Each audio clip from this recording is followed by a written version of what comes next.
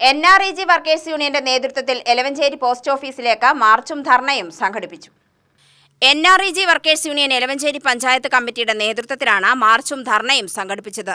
തൊഴിലുറപ്പ് കൂലി കുടിശ്ശിക അടിയന്തരമായി അനുവദിക്കണമെന്ന് ആവശ്യപ്പെട്ടാണ് സമരം.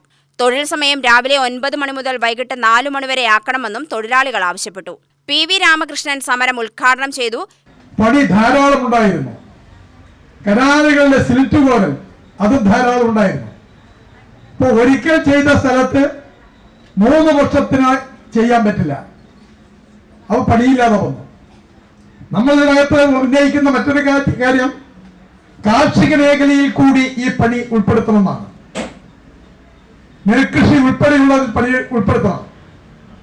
അങ്ങനെ വരുമ്പോൾ അതിനകത്ത് കിളക്കൽ, അതുപോലെ തന്നെ കളവറി, അതുപോലെ തന്നെ മടി, കൊയ്ത്ത്, മെതി ഉൾപ്പെടെ തൊഴിലുറപ്പിൽ ഉൾപ്പെടുത്തിയാൽ അതിന്റെ കൂലി തൊഴിലുറപ്പിൽ തന്നാൽ കൃഷിക്കാർക്ക് എത്ര ആശ്വാസമായില്ലേ?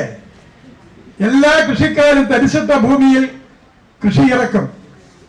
നെല്ലിന് വില ലേശം കമ്മിയായാലും അരി കുറഞ്ഞ വിലയ്ക്ക് കൊടുക്കാൻ ഭക്ഷ്യധാന്യം കഴിക്കുന്നവർക്ക് അതിന് അനുകൂലപരമായ സാഹചര്യം ഉണ്ടായാലും ഫ്രീ പണി കിട്ടിയാൽ കൃഷിക്കാർക്ക് ആശ്വാസമാകും.